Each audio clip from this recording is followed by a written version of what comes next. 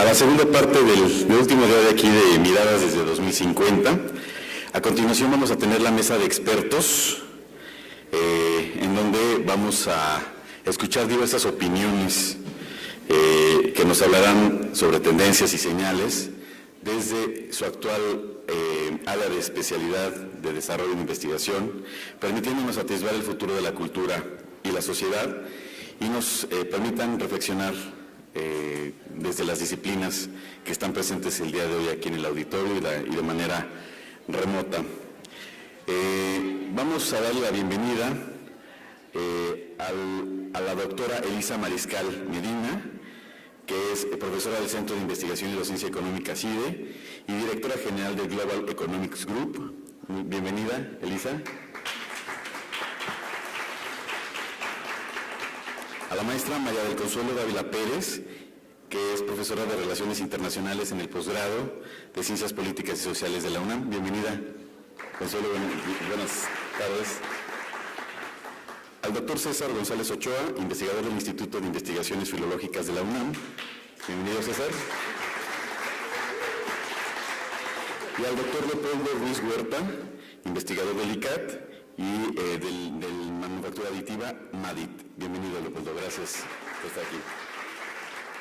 Para moderar la mesa, vamos a contar con la presencia de la maestra María Eugenia Sánchez de Lara, que es investigadora de mercados y especialista de investigación de datos cualitativos.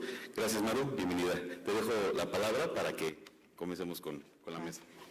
Muy bien, en la lógica de tú las traes, aquí Miguel nos deja la palabra a nosotros. Bienvenidos, muchas gracias por aceptar esta invitación para que platiquemos hoy sobre el tema Orden Mundial, Sociedad y Economía. Gracias, Polo, gracias, Elisa, gracias, Consuelo, gracias, César. Pues vamos a darle. La primera intención es abordar la cuestión de las señales, que ya ven que se les envió como un estímulo, que una especie de desafío, un challenge, como dirían los americanos, porque finalmente el contenido de la palabra challenge no es el mismo que el del desafío que tenemos aquí, ¿no? Te invito a jugar, ahí hay un balón. El balón primero que se lanzó fue el de señales. Entonces, iniciemos por compartir las 3 señales, cada uno de ustedes nos cuentan sus 3 señales y luego iniciamos ya una conversación hablando de tendencias. Entonces, ¿te parece bien, Consuelo, si nos haces favor de iniciar contándonos sobre tus señales? Sí, como no. Bueno, muy buenas tardes ya.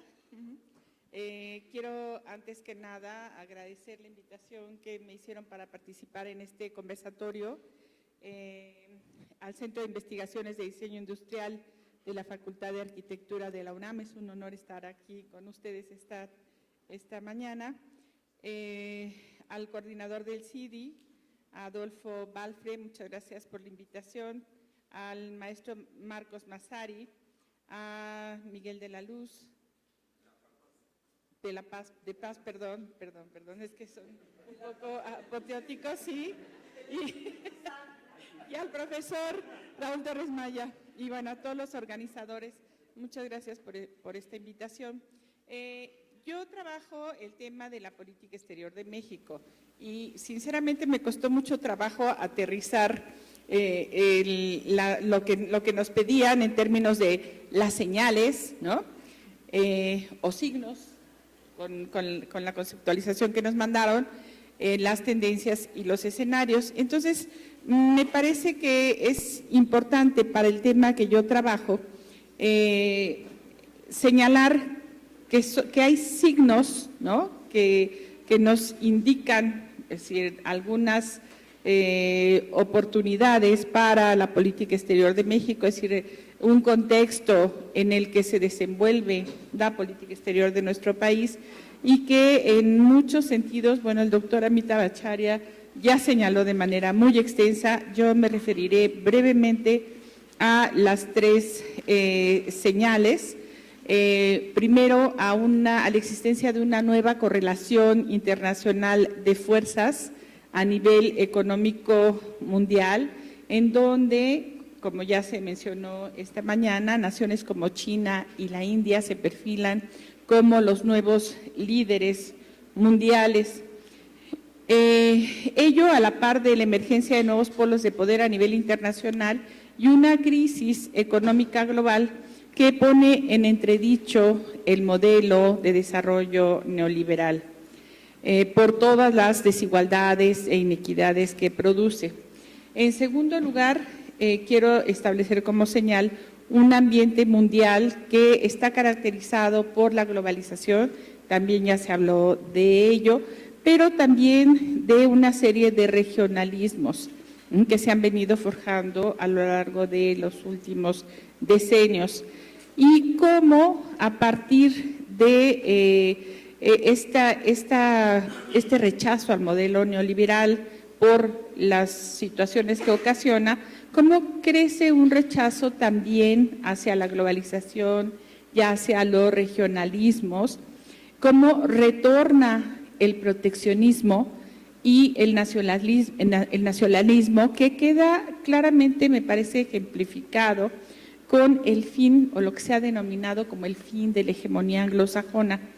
Tenemos a una Gran Bretaña que quiere salir de la Unión Europea con el famoso Brexit, y tenemos a una política del presidente de Estados Unidos que abiertamente rechaza participar en espacios multilaterales como la UNESCO, como el Acuerdo de París, como el famoso Tratado de Asociación Transpacífico, y bueno, cómo rechaza el acuerdo que ya estaba avanzado con la Unión Europea, el Telecán, en fin, ustedes saben. Y cómo surgen también actitudes xenófobas en contra de las migraciones internacionales, que son producto de estos desajustes del sistema social y económico internacional.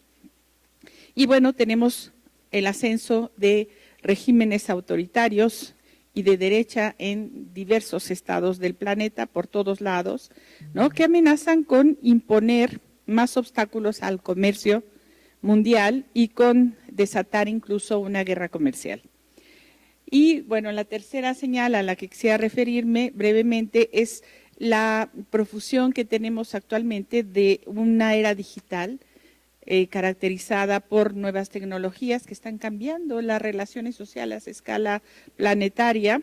Tenemos como ejemplo las primaveras árabes, como surgen a partir de la comunicación digital, las filtraciones de Wikileaks, y eso por no hablar del ciberespionaje o el ciberterrorismo. Entonces, yo marcaría estas tres señales como punto de partida. Gracias. Okay. Muchísimas gracias, Consuelo. ¿Qué te parece si nos vamos a dar al otro extremo por allá con Leo? Y nos haces favor, Leo, de compartirnos las tres señales que tú hayas identificado desde tu campo.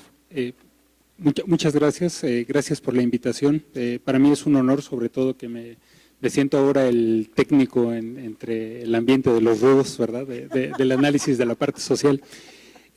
Es un proceso muy interesante. Me gustaría tomar como punto de partida justamente la digitalización que está sufriendo el mundo. Desde la perspectiva de la tecnología está ocurriendo, al menos desde mi área de conocimiento, que es la manufactura aditiva y digital, justamente estos procesos de digitalización, de fundamentar muchas de las cosas que antiguamente ocurrían, y vamos a decirlo de la manera más sencilla, lápiz y papel, el día de hoy conviven en una computadora, y eso está cambiando la manera, número uno, cómo se conceptualizan las posibilidades de edición que tienen, las posibilidades de modificación y sobre todo las posibilidades de construcción. Es decir, las habilidades humanas pudieran estar pasando a un segundo plano porque existe la posibilidad de que sistemas tan especializados como el Deep Learning o este aprendizaje profundo que tiene la posibilidad al menos de conjuntar conocimiento de generaciones anteriores, de experiencias positivas o negativas, y con esa base incluso automatizar el proceso creativo y a partir de ahí modificar la manera en cómo el proceso de construcción ocurre. Es decir, ya no necesitamos a esta persona altamente capacitada con mucha experiencia que va creciendo dentro de un campo, porque un equipo tiene la posibilidad de concentrar toda esta información, que me atrevería a decir es la segunda señal, es decir, la primera el diseño digital, la segunda la manufactura digital, y la tercera es la manera en cómo se abren las posibilidades de cambio de modelos de negocio de manera global. Es decir, estos modelos que el día de hoy están llegando de alguna manera a su final y lo están demostrando mediante estas grandes inversiones y grandes plantas que el día de hoy no tienen cabida porque no alcanzan los estándares o los niveles de producción esperados, la producción local personalizada y bajo demanda empiezan a tener una connotación de alto valor, es decir, muchas producciones pequeñas podrían alcanzar a generar recursos suficientes como antiguamente lo hacían las megafábricas. Entonces, son las tres señales que particularmente me atrevería a colocar sobre la mesa. Ya veo los ojitos, creo que me va a tocar una paliza al rato, pero bueno, al menos eso pasa desde la perspectiva de la técnica. Mira, se me hace que no te va a tocar paliza, lo que vamos a abrir es temas de conversación muy interesantes para... No necesariamente, no es lo mismo conversar, argumentar y debatir y discutir, todo nos da como matices distintos. Y si te parece bien ahora, César, nos haces favor para que terminemos con las señales con Elizabeth. Sí, gracias. Bueno, en el escrito que recibí me solicitaban que mencionara las señales en la disciplina donde yo me desenvuelvo. Como en mi disciplina, estudio sobre el lenguaje, cosas así, las señales serían como muy tenues y muy difíciles de que yo las expusiera aquí. Entonces yo quisiera irme más bien a mi actividad como investigador de la UNAM. Yo quiero hablar de la UNAM, de las universidades, de la educación universitaria, muy brevemente, ¿no? Básicamente, pues yo soy un académico, entonces yo voy a hablar del de allí. Las tres señales que quiero mencionar no las detecto yo. De hecho, esas tres señales ya están publicadas en un libro desde hace 40 años. Un libro publicado en 1979 que se anunciaba como un reporte sobre el saber en el siglo XX. Este libro, este reporte fue encomendado a un filósofo francés por el Ministerio de Cultura de la provincia de Quebec, en Canadá, y él hizo ese reporte y se publicó como libro.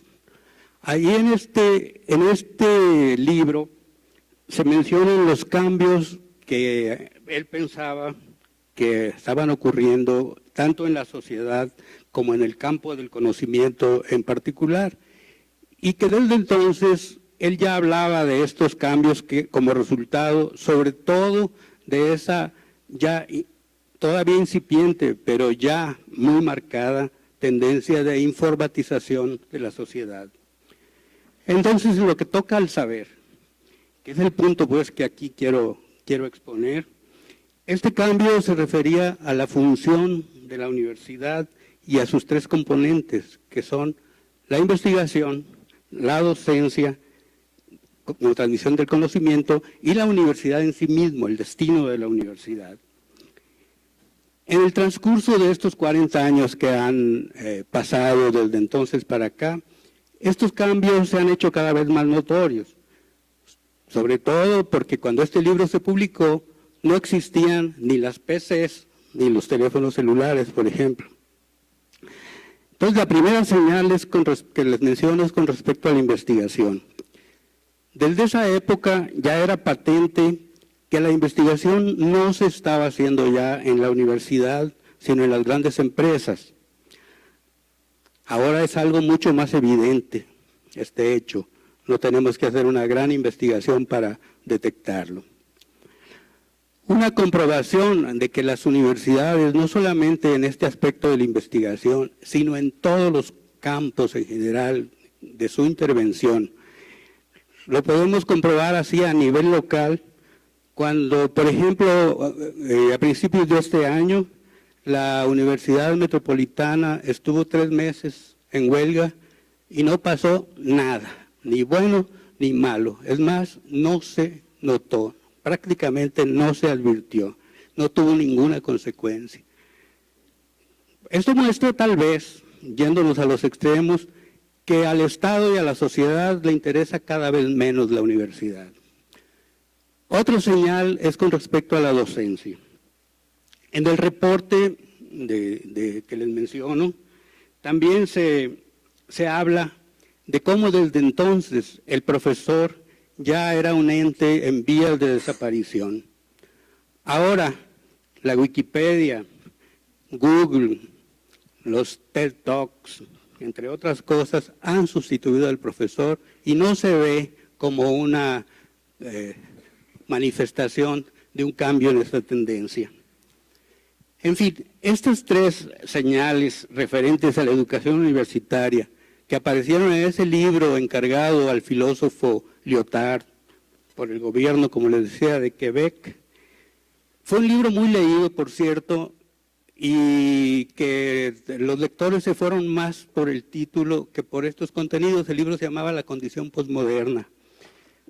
Las tres señales que aparecen allí no solamente no fueron discutidas en su tiempo, estas señales con respecto al saber y a la universidad no se atendieron, no hicimos nada, no se hizo nada para anticipar las consecuencias negativas ni para evitar las transformaciones no deseadas. Ok, muchísimas gracias, César. Entonces, bueno, van quedando ahí puntos sobre la mesa en los que hay coincidencias, sin duda. Y, pues, Elisa, tú las traes, te toca. Cuéntanos tus señales, por favor. Me ponen entre la posmodernidad y la producción. Y la posverdad, y bueno, ¿sabes qué ha sido muy interesante? Cómo hemos regresado siglos atrás, desde la conferencia, ¿no? Hasta el 20, todavía como un sustento para los discursos que nos están arrastrando aceleradamente en el 21, ¿no? Sí. Entonces, Sí. Cuéntanos. Okay. A ver, entonces, enfocándome nada más a mis tres, porque tengo algo interesante, o sea, me parece que… Si quieres, enfócate a tus tres y de una vez ahí empezamos a hablar de las tendencias con lo que quieres compartir con Leo. Okay, entonces, voy a aclarar, bueno, primero quiero… Micro. Primero quiero agradecer a Raúl Torres Maya por haberme invitado. Además, para mí significa mucho, Raúl es mi tío. Sí. Entonces, le agradezco muchísimo la invitación. Y la siguiente parte que quiero aclarar es, en economía no es lo mismo un macroeconomista que un microeconomista, ¿no? El macroeconomista va a hablar de inflación, el crecimiento económico, desigualdad, producción, pero vista en agregados. Un microeconomista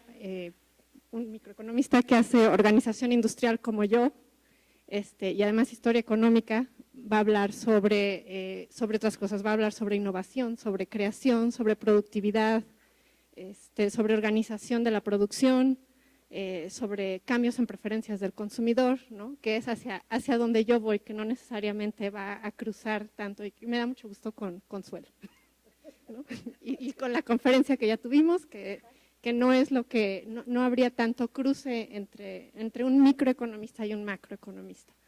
Entonces, desde mi óptica, las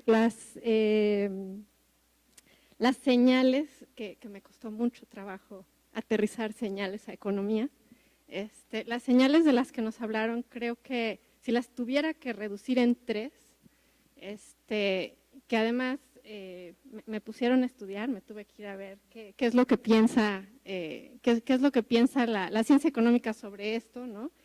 Y un gran game changer para nosotros es el uso de Big Data, ¿no? Que mientras antes teníamos información agregada de la economía, de los usuarios, de las empresas, ahora tenemos la posibilidad de acceder a datos a un nivel de desagregación muy importante y además al instante. Y en un volumen gigantesco, y así como tú hablas de Deep Learning, nosotros hablamos de Machine Learning y de Artificial Intelligence, entonces hay una parte de Machine Learning en donde se empiezan a analizar estos datos de un jalón sin necesidad de intervención humana y después ya la interpretación sí nos requiere, ¿no? Entonces, estas grandes cantidades de datos nos dejan saber con mucha precisión no lo que un consumidor generalizado quiere, sino lo que un consumidor en lo particular, esa persona en ese momento quiere y tal vez ya no quiere en un mes.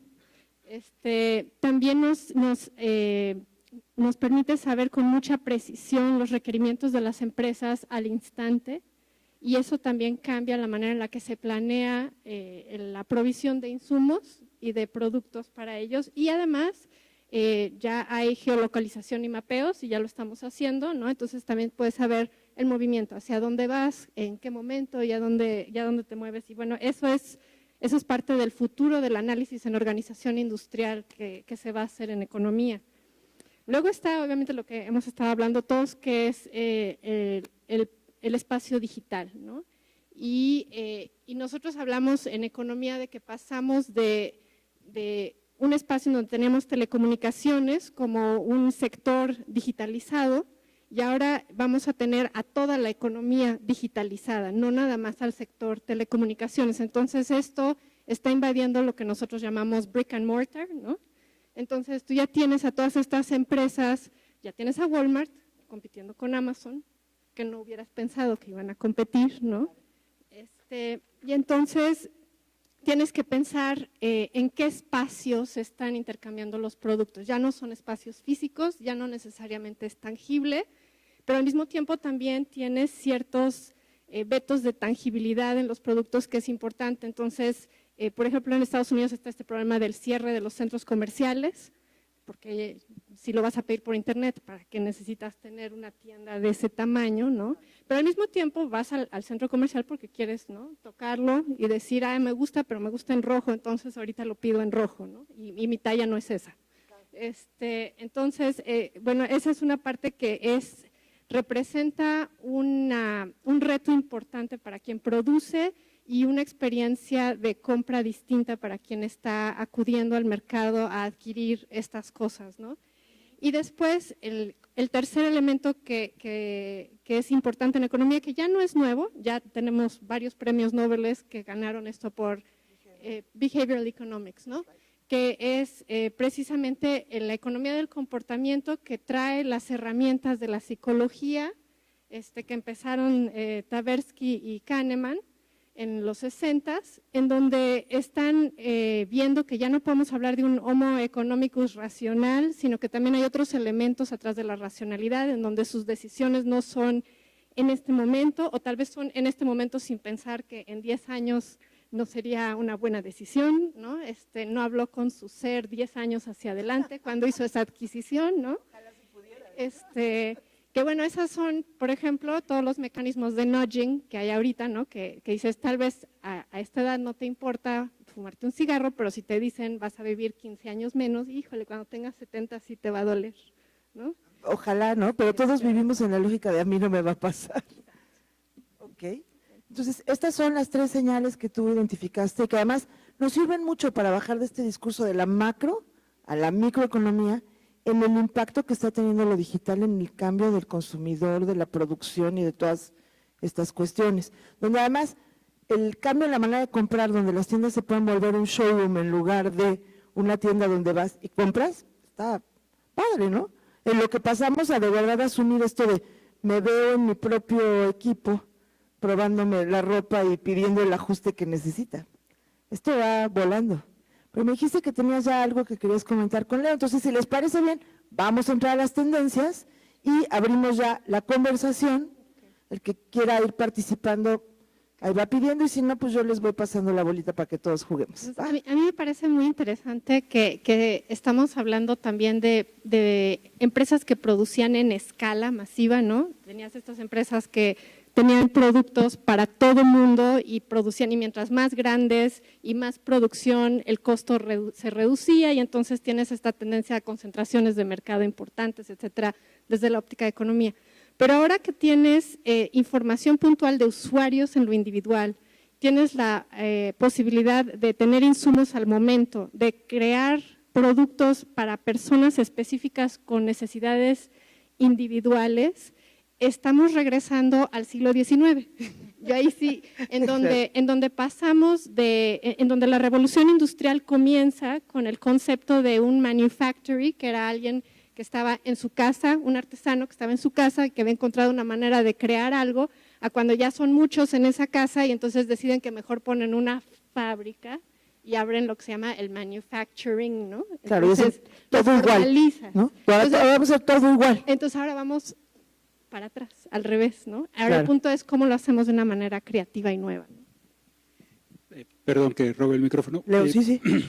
Déjeme complementar porque sí estoy de acuerdo. Este concepto desde la perspectiva técnica ahora se llama la producción masiva personalizada. Y justamente lo que trata es sí, ofrecer este nivel de personalización, sin embargo, a través de eliminar la necesidad del especialista intermediario. Estoy hablando de la materialización, no del diseño, de la materialización. Es decir, a una máquina de manufactura aditiva que no utilice herramental, le da exactamente lo mismo estar manufacturando una prótesis para un canino, para una mascota, que para estarla produciendo justamente al lado para una persona. Es decir, no necesitas estar produciendo lo mismo. Eso es lo que la flexibilidad se está otorgando. Y en la parte de manufactura también tenemos ese proceso de digitalización. Ahora se habla mucho de un concepto que es llamado el digital twin o el gemelo digital, que la idea pasa primero a la computadora, ahí le ocurre todo, todas las pruebas, la simulación, los cambios de materiales, lo tiras, lo avientas, lo impactas, lo sometes a condiciones extremas y cuando una vez que está validado lo conviertes en una realidad. Entonces, algo que creo que nos está sirviendo como hilo conductor a todos nosotros es particularmente cómo estos cambios tan rápidos, tecnológicamente hablando, no están dando tiempo a que los factores sociales vayamos a la misma velocidad. Es decir, la incorporación de tecnologías, maneras de comercializar, maneras de producir, de pensar, de intercambiar, incluso este tipo de conceptos está haciendo tan rápido que justamente los modelos pareciera ser que se están quedando atrás. Claro, y donde aparentemente veníamos rebasados desde antes, ¿no? En este país claro. Convivimos el México del siglo XVI, del XVII, del XVIII, del XIX, del XX, y ya tenemos que estar montados en esta velocidad que mencionas del 21, Leo. Entonces, ¿a dónde vamos? ¿Quieres agregar algo, Leo? Sí, nada más de manera muy rápida. Hace no mucho tiempo me comprometo a buscar la referencia, pero leía una información que me pareció muy interesante. Lo que se enseñaba en las escuelas, en términos generales, sin importar si eran universidades o no, hace 50 años, en principio era información de 100 años atrás. Así. Lo que está ahora pensado justamente para el año 2050, tratando de documentarme para esta presentación, es que va a tener una vigencia de únicamente 5 años. Es decir, para quien se está formando en un área, vas a iniciar una formación y cuando termina 5 años después, eres obsoleto. Claro. Entonces, eso es parte de los retos que está pasando desde la perspectiva de la formación, pero también desde la perspectiva de la aplicación y la dinámica que se requiere en términos sociales, económicos y, por supuesto, productivos. Así es como le hacemos para vivir en esta tabla de surf, Consuelo. Pues yo creo que se han tocado algunos temas fundamentales que tienen que ver, obviamente, con esta nueva era científico-tecnológica y con la necesidad de fortalecer la educación de nuestros jóvenes, ¿no? Para que puedan insertarse de mejor manera al mercado mundial. Y en este sentido, me parece que una de las tendencias que hay que observar es la forma en cómo México se ha venido insertando en la economía internacional. México tiene una economía abierta y forma parte de 13 tratados internacionales con 51 países. Esto se dice fácil, pero ha tenido una repercusión importante en la macroeconomía, por supuesto, ¿no? Y tiene que ver con la condición que México ocupa actualmente en la escena internacional. Es una de las economías, de las principales economías.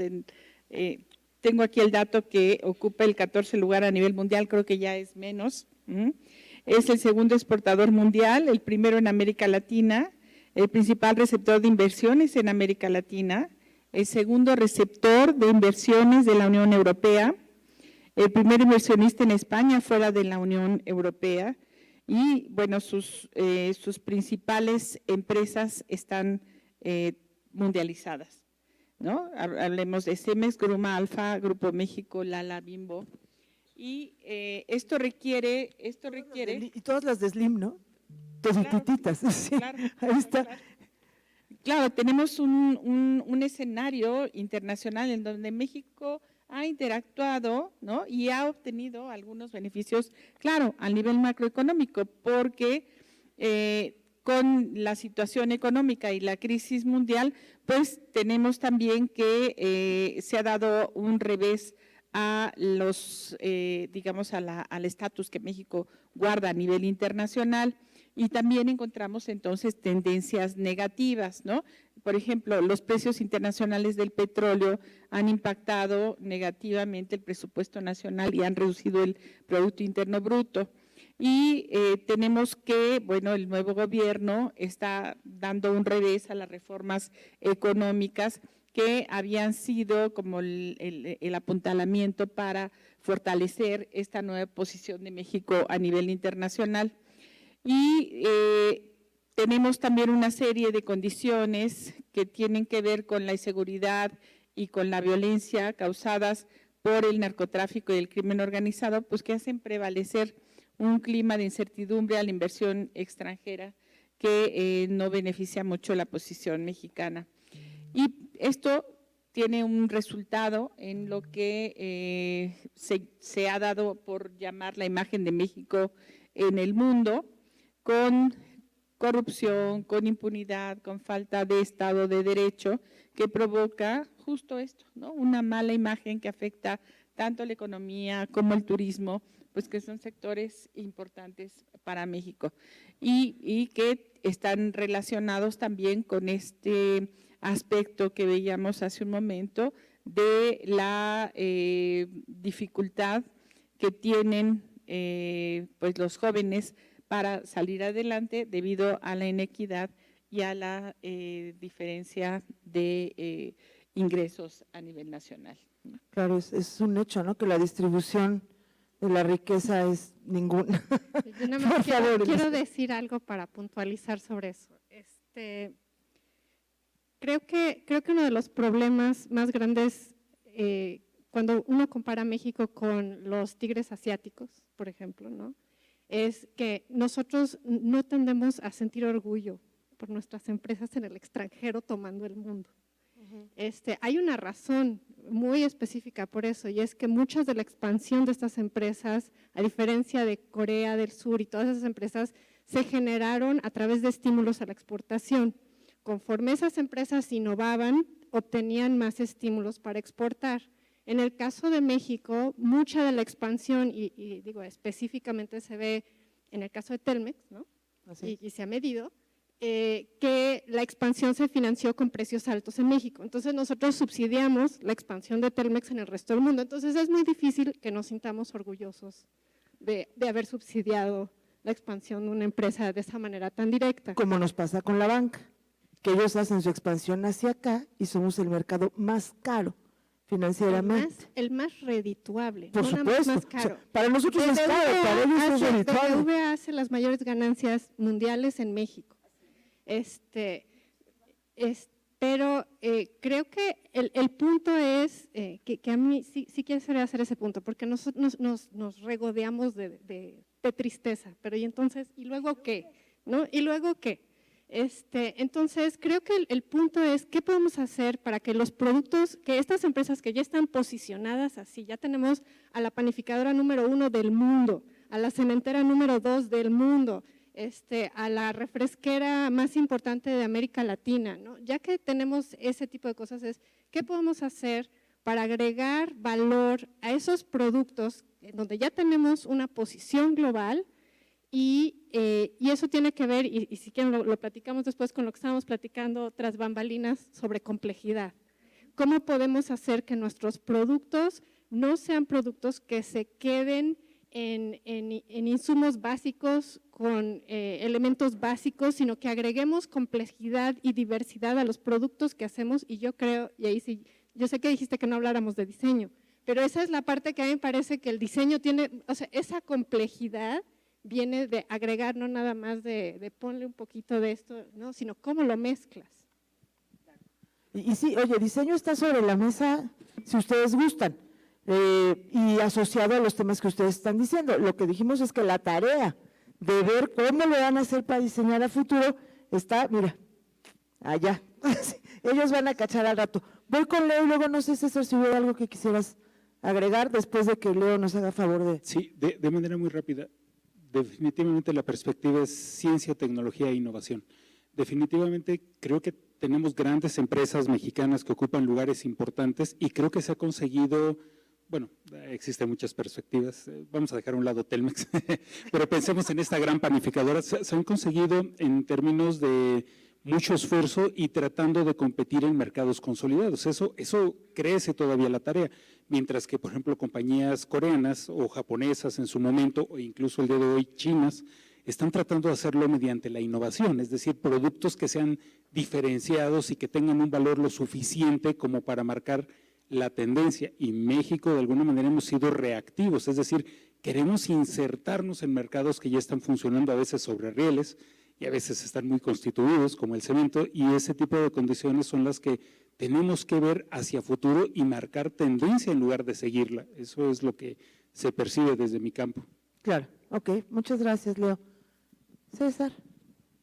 Pues mira, yo estoy bastante fuera de sintonía de los comentarios de mis compañeros, es decir, que si quieres seguir en esta misma línea, yo me espero.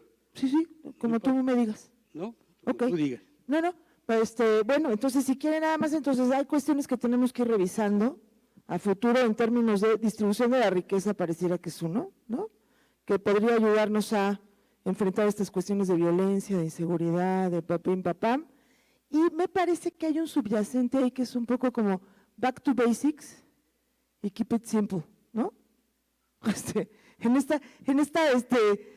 estos algoritmos tan complejos que se organizan, a donde llega la información al consumidor está ya tan armada, tan digerida, con tantas posibilidades de tomar sus decisiones, que, bueno, ya no es como pararse en un pasillo de pañales, ¿no?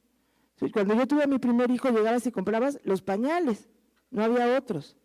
Cuando tuve a mi segundo hijo, que me tardé solo 18 años en decidir tenerlo, entraba al pasillo de pañales y decía, santísimo Dios, ¿qué compro ahora? ¿No? Y ahora yo voy a poder tener a mi niño y decir, mira, quiero los pañales ecológicos, bueno, no lo voy a poder tener, serán mis nietos, ¿no? Pues decir, ok, ¿qué pañales quiero? Quiero que sean de estos que se lavan, pero además quiero que tengan este forro, este fondo, estos colores, y forman ya parte de una prenda de vestir con una idea de una economía circular, reciclable, ecológica, y entonces ser mamá tiene otro grado de complejidad distinto.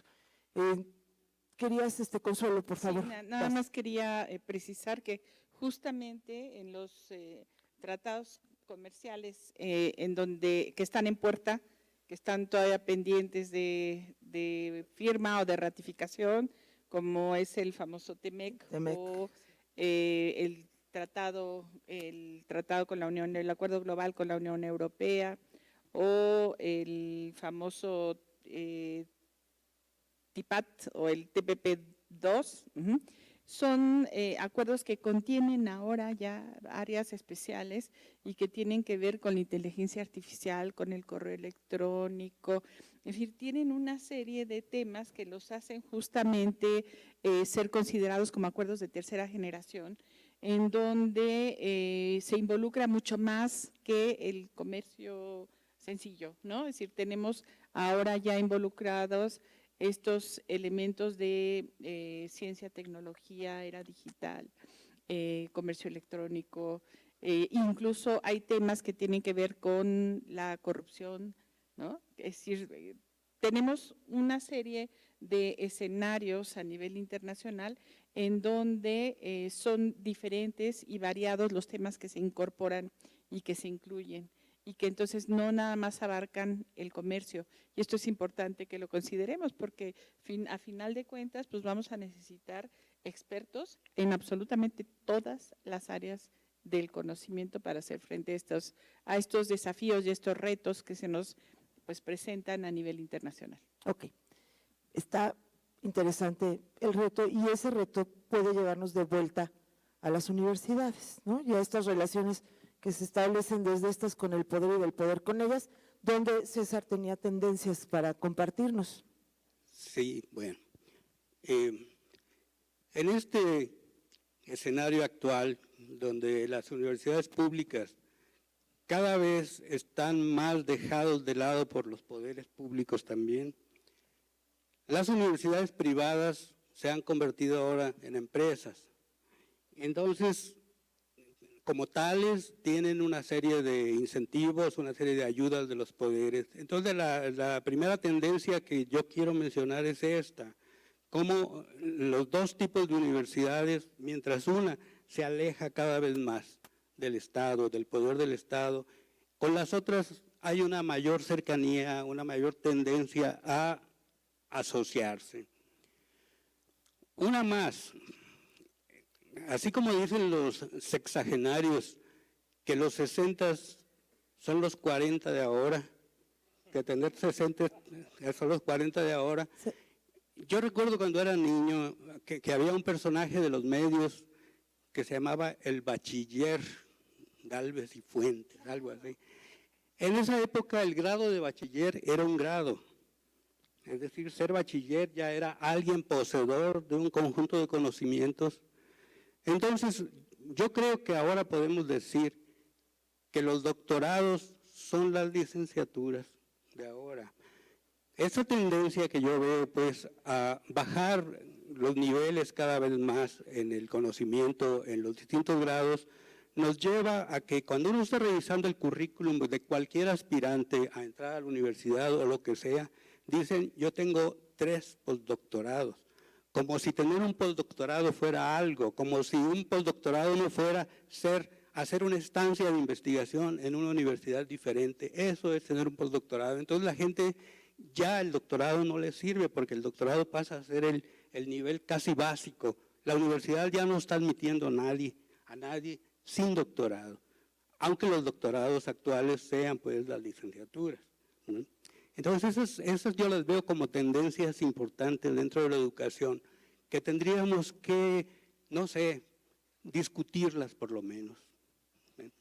Y que plantean un escenario muy interesante, porque si los doctorados se han vuelto a la licenciatura, entonces la posibilidad de acceso a este tipo de universos universitarios se cierra todavía más, ¿no? Y dejará ahí la formación de los expertos para ver qué es lo que en realidad se va a estar comprando como trabajo en mercado. Entonces… Yo espero que los doctorados no sean la licenciatura. Si a mí alguien me dijera que lo vuelva a hacer, no lo vuelvo a hacer. O sea, no. No hay manera que lo vuelva a hacer. Lo que yo sí creo, y sí me parece muy interesante lo que está diciendo César, es este acercamiento de la universidad privada con la industria, que no necesariamente está ocurriendo. Yo no diría que no ocurre, pero no a la misma velocidad con la universidad pública. Yo no quisiera, no tengo elementos para opinar por qué ni eso, pero sí quiero poner en contexto algo, ¿no? Una de las cosas que sí se ha estudiado en economía y que es muy interesante es cuál ha sido el proceso de innovación. Entonces, Joe Mulcair, que es un profesor en Northwestern, sacó hace pocos años un libro muy interesante que habla de por qué se da la revolución industrial en Europa y no se da en el Imperio Otomán o en alguna otra parte. Y una de las cosas que él detecta, que me parece muy interesante, no es que no había estudios interesantes, no es que no había invenciones e innovaciones. Lo que hubo en Europa, que no hubo en otra parte, fue un acercamiento de la industria con la ciencia, ¿no? Y eso fue lo que cambió la mecánica de cambio tecnológico en Europa versus en otras partes, ¿no? No es que no había conocimiento, como no los acaban de platicar, ¿no? El Imperio Otomán era mucho más adelantado.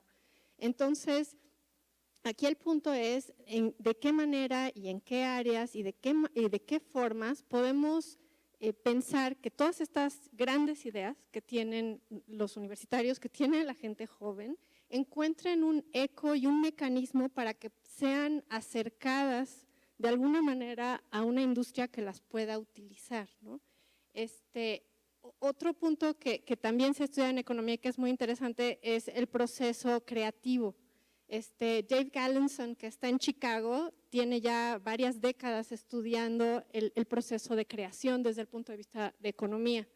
Y Dave Gallinson habla de 2 tipos de creación, lo que él llama, y las apunté porque se me olvidan, la creación conceptual versus la creación experimental. Entonces, la creación conceptual me parece muy parecido a lo que platicabas, Leo, sobre el digital twin, ¿no? Él la identifica como una creación que ocurre cuando eres joven, cuando en ese momento se te ocurre algo, y él dice gente como Picasso o Maya Lin son creadores conceptuales, versus creadores experimentales, que son creadores que tienen una trayectoria de vida, de estar pensando en un problema y de estarlo digiriendo y de estarlo perfeccionando y de estar viendo nuevas aristas de eso.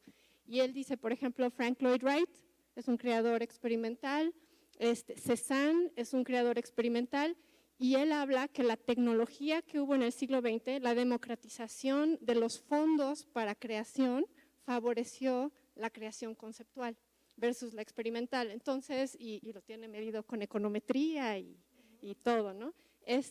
Pero se vuelve interesante en pensar qué es lo que está implicando la manera en la que fondeamos y nos acercamos a la industria para la forma en la que estamos creando a nivel diseño y a nivel valor en una economía.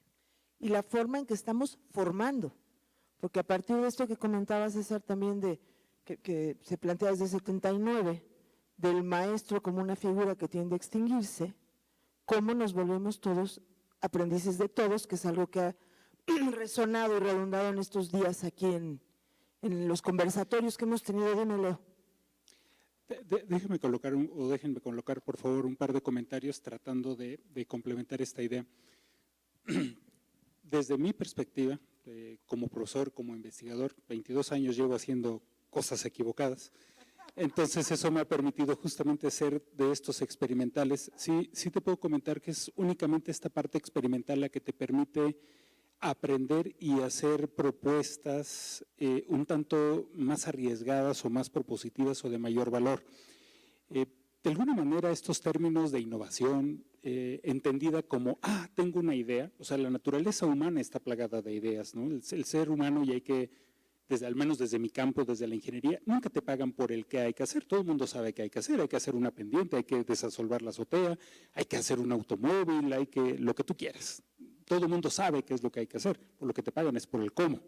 Y el cómo en realidad está intrínsecamente ligado al conocimiento, algo que desde mi perspectiva se ha perdido y creo que esta era digital le ofrece una oportunidad nueva a México desde mi visión, es arrancar desde una plataforma un tanto más homogénea. Durante muchos años perdimos la oportunidad de competir en desarrollo de materiales, en desarrollo de tecnología, porque íbamos a un ritmo diferente, por las razones que se haya dado, además no soy especialista, pero el día de hoy existe la posibilidad de tener un planteamiento con estos conceptos digitales prácticamente a un mismo nivel de lo que podrían estar otras economías, y eso creo que cambia la manera en cómo podríamos estarnos insertando en una economía un tanto más globalizada, con producción local, tras bambalinas platicábamos algo de que al día de hoy existen productos que pasan por 54 países antes de llegar a su destino. Bueno, ahora una idea puede trasladarse únicamente a un lugar y en principio materializarla o construirla con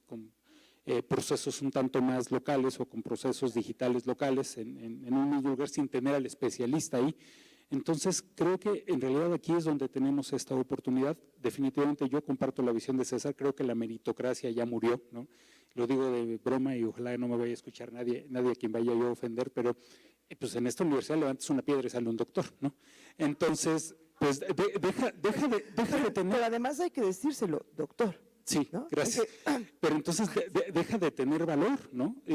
Porque el punto de partida es el mismo, no porque el doctorado no te haya costado trabajo, pero es justamente el hecho de que cuando todo el mundo tiene doctorado, pues entonces pues todos somos iguales, ¿no? Ya la esencia, cuando divides todo entre doctor, pues solamente queda Leopoldo, solamente queda Elisa, y queda nuestra experiencia y nuestra capacidad para proponer las cosas, pero no podemos experimentar si no vivimos, si no nos enteramos, si ese conocimiento no está a disposición. Necesitamos una mayor agilidad en términos de cómo esta información que está disponible, o sea, YouTube ahora es el mejor maestro del mundo, ¿no? Te enseña desde cómo hacer matemáticas hasta cómo hacer manualidades, galletas para Santa Claus, o sea, lo que necesites es posible hacer pan de muerto, ¿no? Si quieres hacerlo. Entonces, es ese cambio, o sea, hay más información de la que somos capaces de asimilar. El problema es que comienza a convertirse también en información superficial. Es decir, leer un libro en un área no me hace especialista, ver una película de 8 maneras, o ver un programa de chefs no me convierte a mí en un chef, por supuesto, y eso es lo que necesitamos cambiar. Hay mucha información superficial y nuestra área de oportunidad está justamente ligada a la profundidad del conocimiento y a cómo convertirlo en algo de valor. Por supuesto, una gran cantidad de estudiantes que recibo son del área de ingeniería y yo les hago la mala broma cuando les pregunto dónde quieren trabajar y todos quieren estar en industria aeronáutica o en industria automotriz. Y le dije, muy bien, pero si te contratara la compañía del óvalo azul o la que fuera, no es porque esté preocupada cómo va a ser su coche en 5 años, eso lo van a marcar las tendencias, las necesidades, muchas otras cosas.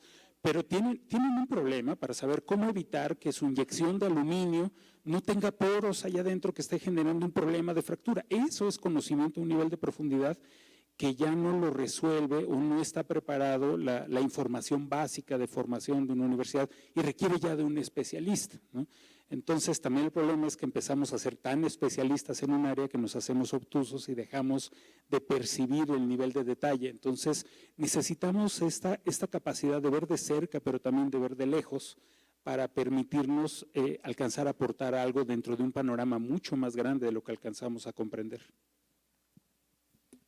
Ok, y desde aquí vemos también que hay un cambio en los requerimientos de mercado, incluso en lo que solicitan, ¿no? Compañías como Nestlé ya dicen, pues están bien las maestrías y los doctorados, solo que necesito también alguien que sepa trabajar en equipo, que tenga una actitud, y entonces hay una serie de características humanas, actitudinales, comportamentales, que se toman en cuenta también y que yo creo que es una posibilidad de replanteamiento de las universidades. ¿Cómo le hacemos para trabajar? En una transdisciplinariedad, de una manera más transversal y con esta posibilidad de escucha de diferentes espacios para poder resolver la situación, ¿no? El problema, ¿no?, de investigación que ahora nos compete, que es cómo le hacemos para llegar al 2050, desde esta perspectiva del diseño. ¿Alguien más, César, quieres comentar algo? Y luego, Consuelo, quieres decir algo más, ¿verdad? Sí, muy rápidamente, esta cuestión del 2050. Para mí, yo creo que lo más importante en las perspectivas para el 2050 es permanecer, seguir vivos como especie. No a nivel individual, estoy seguro que yo no estaré, pero sí como especie. Todo parece indicar que no está fácil el problema, que plantearse en una escuela de diseño este problema me parece muy pertinente en este sentido, porque yo creo que lo importante es plantearse ahora mismo, ¿qué puedo hacer yo, individuo, para tratar de revertir desde mis modestos esfuerzos, tratar de revertir esta tendencia? En los años 50, un escritor mexicano que yo admiro mucho, que se llama Juan José Arreola, escribió un relatito pequeño que termina el relato diciendo, en nosotros se está perdiendo la partida.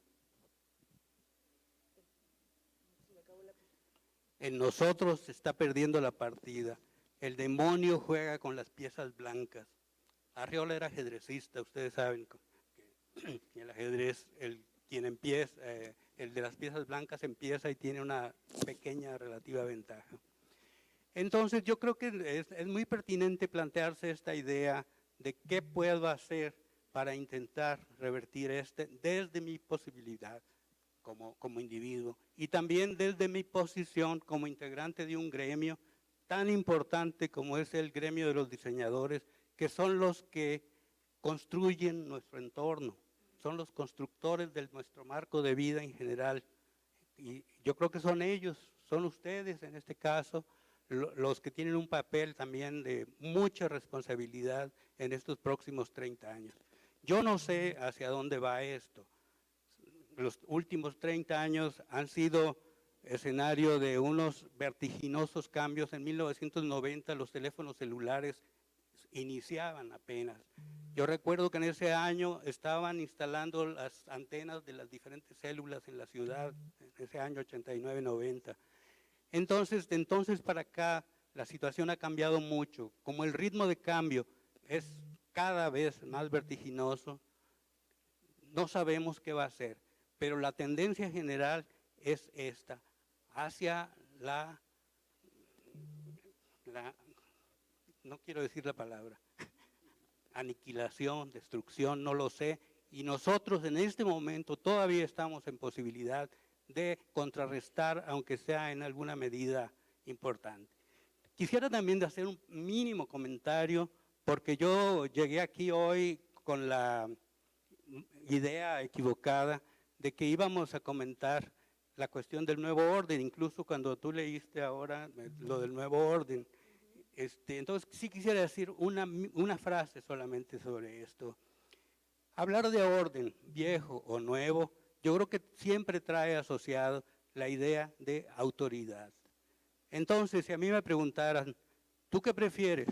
¿Un orden mayor o un orden mejor? Yo diría, ninguna de las dos. Yo quiero un orden menor.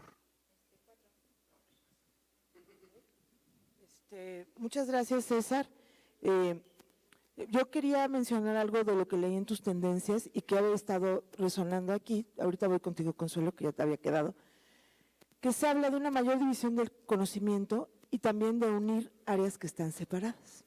Algo que mencionaba César en el texto que nos envió es que esta cuestión del diseño industrial o el diseño gráfico o el diseño textil empieza a tener una tendencia de ser el diseño, sobre todo en posgrados. Entonces esto se vuelve el diseño y si nosotros abrimos más el panorama es el diseño de qué para ese mundo que nos va a tocar vivir. Consuelo quería decir algo y vi que Elisa ya estaba tomando nota también, ¿verdad?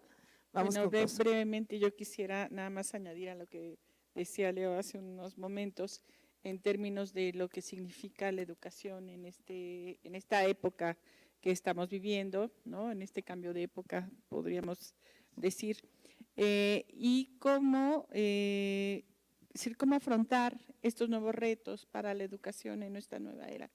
Y creo que tendríamos que regresar un poquito también a la educación tradicional, es decir, el que los alumnos vuelvan a leer libros, que los tengan en las manos, no siempre, pero bueno, que no pierdan, ¿no? Que no pierdan el contacto con la lectura, digamos, tradicional, porque lo que nosotros hemos encontrado lo que yo he encontrado en mis alumnos y varios profesores también coinciden en ello, es que los jóvenes ya no leen o leen, ¿no? Lo que les interesa para la clase, muchas veces ya no se apropian del conocimiento y no lo interpretan.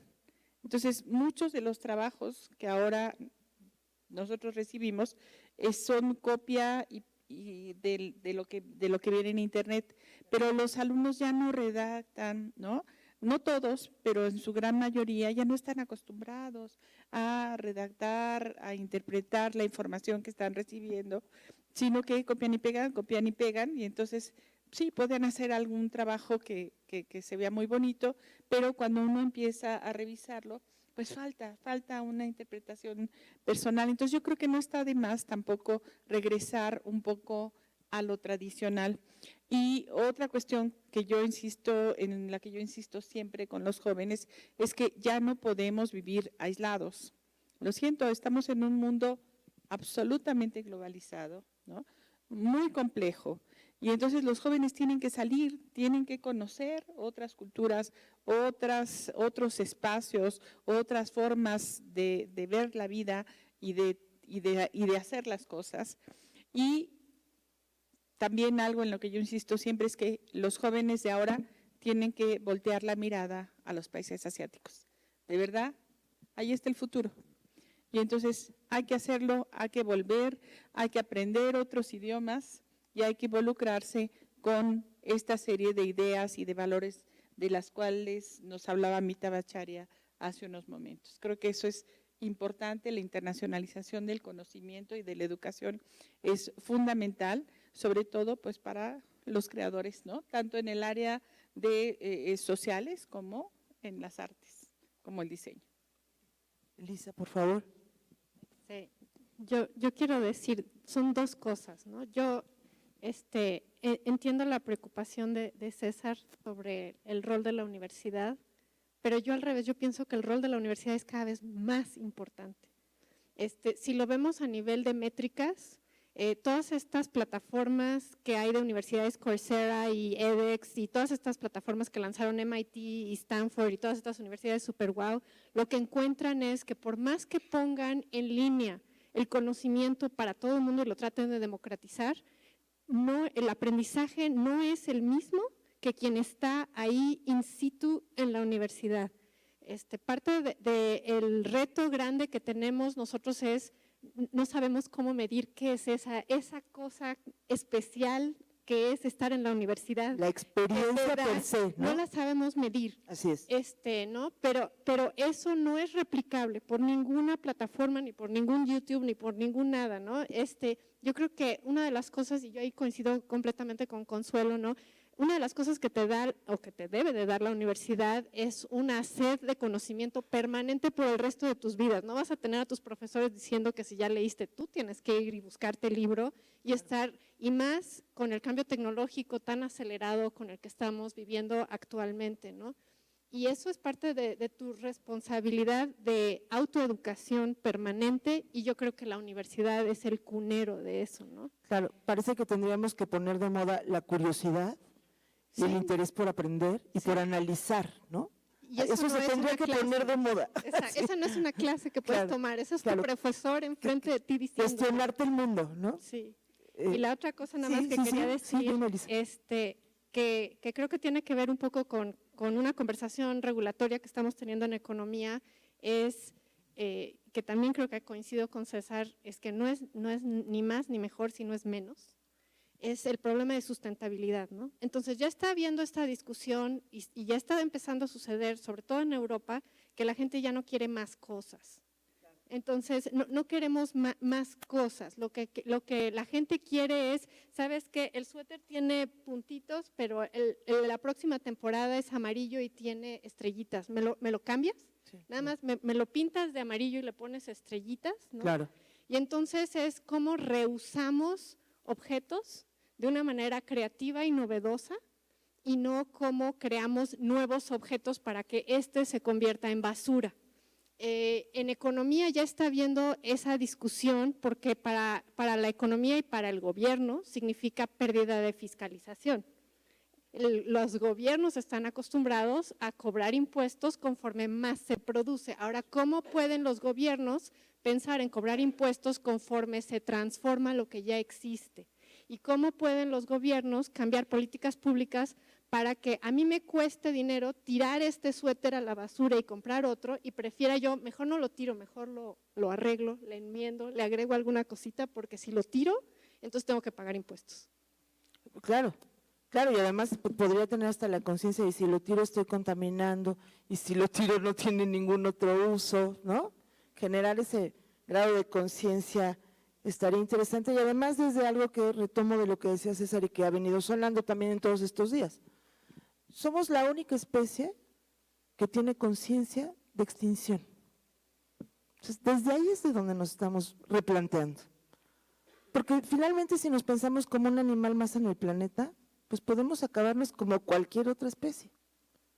Solo que si tenemos la posibilidad de pensarnos, de tener esa conciencia de nosotros, tenemos la obligación de ver qué vamos a hacer para que esto no sea una muerte en goteo, ¿no? Y que empezamos a caer muertos por la calle y ya nada más nos vayan barriendo los que van quedando hasta que no quede ni el que cierre la puerta.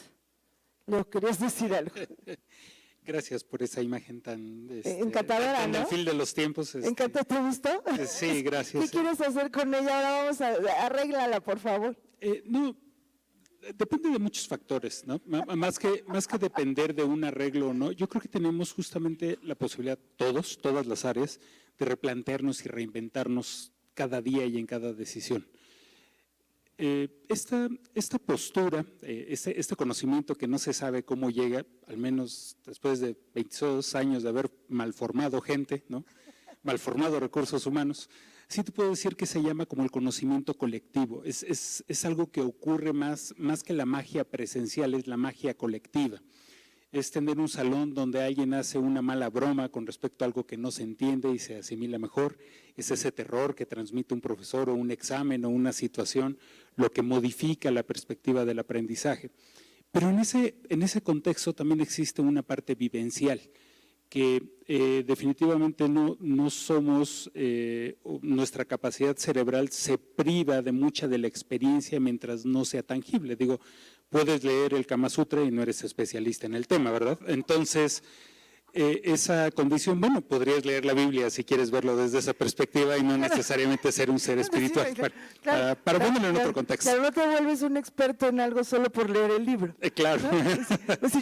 Entonces, pues ocurre exactamente lo mismo. Entonces, esa perspectiva social, ¿no?, es la que ayuda a romper estas fronteras entre diferentes áreas, y creo que gran parte de los problemas es que todo se ha convertido en competencia. Hablando de la diversidad de carreras, yo comparto en realidad, analizando, siendo autocrítico, las propias ingenierías son un problema de eso, ¿no? El día de hoy hay ingeniería en aeronáutica, si quieres, que utiliza los mismos principios que la ingeniería mecánica, pero es muy fancy, es muy trendy, ¿no?, llamarle ingeniería en aeronáutica, pero sigues hablando de las mismas cosas bajo diferentes aspectos. Y creo que los países que están marcando una tendencia mucho más fuerte que México se fundamentan en la regulación.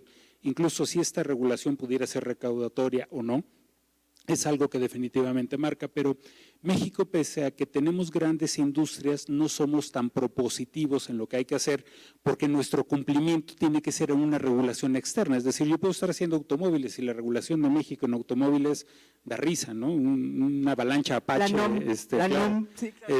podría cumplir la norma oficial mexicana, pero no podríamos cumplir una norma impuesta por la National Highway Traffic and Safety. Es decir, necesitamos esta regulación interna que permita detonar justamente las necesidades. Y hablando de dispositivos médicos, de industria aeronáutica, del tema que tú gustes, de la industria del vestido, si las regulaciones en términos generales han permitido que se coloquen límites que tienen que ser solventados mediante tecnología, pero como nuestros clientes son externos, tenemos ahí una preocupación, y creo que es el momento donde como lugar, como región, como país, tenemos todas las posibilidades de replantearnos a nosotros mismos dónde queremos vernos en un relativamente corto plazo, aunque definitivamente las afectaciones son globales, ¿no? Es decir, los problemas, aunque México nos convirtiéramos en la nación del amor y paz, no estoy citando a nadie, podría existir una posibilidad de autodefinirnos en términos de dónde nos queremos ver y cómo queremos llegar a ese punto. Y es donde están todas las posibilidades y que se definen día con día. Porque yo encuentro que pues, estamos apenas como agarrando vuelo, ¿no? Hay muchísimo más que hablar al respecto de los temas que estamos tocando hoy, solo que el tiempo se acaba. Entonces, nos quedan 2 minutos para que cada uno haga algún comentario de cierre con relación a lo que hemos estado hablando, algo que no quiera que se pierda, ¿no?, la perla negra de lo que sacan de este conversatorio. Entonces, Consuelo, ¿nos quieres hacer favor de empezar? Sí, bueno, nada más insistir en que los jóvenes tienen que tener una mirada internacional y ya no nada más local. Recordarles nada más que las predicciones para el 2050 son que China va a ser la primera potencia mundial, que los países asiáticos van a estar muy de cerca. En las predicciones de una agencia que se dedica justo a este tipo de cuestiones, Waterhouse Inc., señala que el Producto Interno Bruto de China para el 2050 va a ser de $50 billones, es decir, miles de millones. Y el de Estados Unidos va a ser de 34 y el de la India de 28. Entonces, de verdad, jóvenes, hay que voltear la mirada hacia, hay que voltear la mirada para allá, hay que aprender chino, lo siento. Chino mandarín. Sí, como mucho tiempo hemos aprendido inglés, hay que aprender chino y hay que entrar a los mercados mundiales y hay que conocer, ¿no? La diversidad cultural también es importante porque es parte de cómo las sociedades se hacen y se reproducen. Y yo creo que es fundamental que los jóvenes salgan y vean otro mundo. Muchísimas gracias, Consuelo. Yo creo que nos queda ahí como una posibilidad como de escenario utópico de cómo le hacemos para que sea el español el que ocupe ese lugar, ¿no? Y no quisiera yo saber cuál es la predicción del PIB de México para ese año, para el 2050, contra los números que nos dijiste. Mejor ni nos enteramos. Vamos a ver si podemos cambiar tendencias. ¿Y la economista? ¿Eh? La economista. No. Sí, no. Leo, por favor. Creo que es el momento de revolucionar algunos campos y de evolucionar en algunos otros. Creo que es necesario, sí estar enterados, sí, no estaría mal aprender chino, pero no te preocupes, va a haber un traductor automático para ese entonces. Sí, da risa, pero creo que es más importante la visión cultural y la visión de movilidad y la visión de entendernos y enterarnos que pues las fronteras fueron impuestas en un modelo socioeconómico de hace mucho tiempo, pero la humanidad en algún punto, así como el día de hoy nos estamos preguntando cómo trabajar de manera transdisciplinaria, si como humanidad no trabajamos de manera conjunta, por supuesto habrá con quien te entiendas mejor, no vamos a conseguir los resultados en conjunto, ¿no? Claro. Es decir, alguien te los va a querer vender y mientras te los quieran vender eso va a ser un mal modelo encaminado hacia el beneficio. Entonces creo que los grandes temas necesitan abordarse desde diferente perspectiva, al menos desde mi visión. Existen temas fundamentales por país: alimentación, agua, salud, educación. Es algo que mientras exista el ser humano van a ser necesarios y podrían ser los cambios prioritarios. Las comunicaciones y los medios de transporte creo que el día de hoy están sufriendo una desaceleración o una modificación más bien en la manera en cómo se están abordando y cómo se están aproximando. A mí mismo me pasa, hace 10 años tenía que andar casi por toda la ciudad viendo proyectos y el día de hoy el 90% de ellos los veo a través de una videoconferencia, de una videojunta, y eso está cambiando y eso es importante. Entonces yo creo que el futuro es muy prometedor. Y sobre todo es prometedor porque está en nuestras manos lo que vamos a alcanzar a definir. Por supuesto, no están en nuestras manos los resultados, ni la regulación, ni la política, pero sí las propuestas, y creo que eso lo hace increíblemente brillante. Muchísimas gracias, Leo. Querría retomar lo que dijiste de las fronteras. Finalmente las fronteras se están borrando por razones de producción, de cuestiones económicas, por cuestiones de migración o por la necesidad, porque donde no hay agua, aunque hay una frontera, necesitamos el agua para nosotros y para los de allá, ¿no? Entonces, esta globalización también tiene que ser como mental, ¿no? De estar cambiando como estas diferencias, desde donde nos evaluamos siempre desde la otredad. Tú las traes, César, este mosquito nos trae locos, ¿verdad?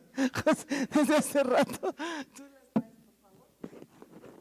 No, yo solamente concluir con la idea esta que les mencionaba antes, que el reto más urgente para el 2050 es permanecer, es moverse. Decía un líder obrero de años anteriores en México que duró como 50 años en el poder, aunque hay algunos que dicen que duró varios siglos en el poder, se llamaba Fidel Velázquez, y él es el que de alguna forma tenía que ver con la sucesión presidencial en cada sexenio. Entonces, para evitar que los aspirantes anduvieran haciendo lobbies, como se dice, él decía, el que se mueve no sale en la foto, pero yo creo que es al revés, el que no se mueve no sale en la foto, no permanece, hay que moverse, hay que moverse, yo creo. Para mí esa sería pues mi conclusión, permanecer en 2050 como especie, ese es el reto. Muchísimas gracias, César. Elisa, por favor. Yo comparto con Leo el entusiasmo de futuro, ¿no? Sí, por favor. Yo recuerdo, mis papás son diseñadores industriales, ¿no? Y yo me acuerdo mucho, mi papá conversando con Raúl que decía que este país no valoraba el diseño industrial, ¿no? Yo creo que, y quejándose mucho de eso, ¿no? Yo al revés creo ahora, ¿no? Yo creo que lo que vendemos es eso, ¿no? Es la idea, la creatividad, la innovación a través de objetos que podrían ser simples objetos y que no son simples objetos, precisamente porque tiene toda una serie de esfuerzo, intelecto, innovación, creatividad atrás de eso, ¿no? Yo creo que este es el momento de diseño industrial en México, ¿no? Yo también creo que a nivel de economía ya pasamos de hablar de producción, o sea, ya el objetivo no es producir cosas y subir el PIB, porque ya mucha gente produce cosas y sube el PIB. El punto es qué estamos innovando, qué estamos transformando, qué de nuestra tecnología es diferente y resuelve un problema distinto que todo mundo produce y resuelve, porque ya no estamos en ese mundo donde no había nada y de pronto hay algo. Ahora hay muchas cosas. Ahora, ¿qué es diferente de lo nuestro? ¿Qué es lo que lo nuestro está agregando, ¿no? Y yo acabaría pensando en este concepto que estamos discutiendo en economía sobre métricas de valor, que es, hablamos de que teníamos capital, trabajo, tierra, ¿no? Y después teníamos capital humano, ¿no? Y ahora estamos hablando sobre capital social, y el problema es cómo rayos mides capital social, ¿qué es eso, no? Y este libro que estaba platicando tiene este concepto muy interesante que dice, hay dos tipos de capital social, el capital social que puentea y el capital social que enlaza, ¿no? Entonces, creo que cosas como internet, como tecnología, son capitales sociales que puentean, ¿no? Puedes bajar videos de YouTube, puedes acceder a todo lo que tú quieras, pero el punto es cómo lo adoptas, cómo lo haces tuyo.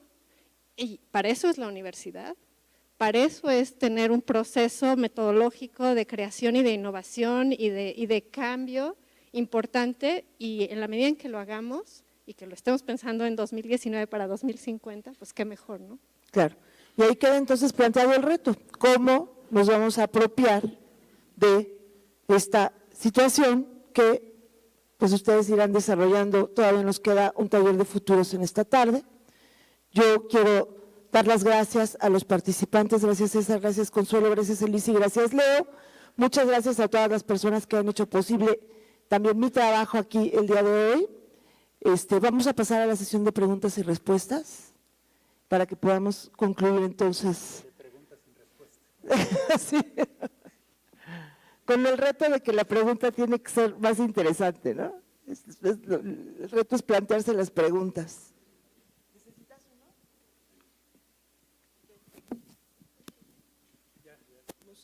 ¿Cuántos tenemos aquí arriba? Uno. Tenemos uno. Sí. Mira, yo te quiero hacer una pregunta. Se habla mucho de China, pero no se habla de América Latina. ¿Qué oportunidades tenemos actualmente con los cambios tanto demográficos como los cambios políticos que ha habido en América Latina? ¿Y cómo va a seguir nuestra interacción con Estados Unidos?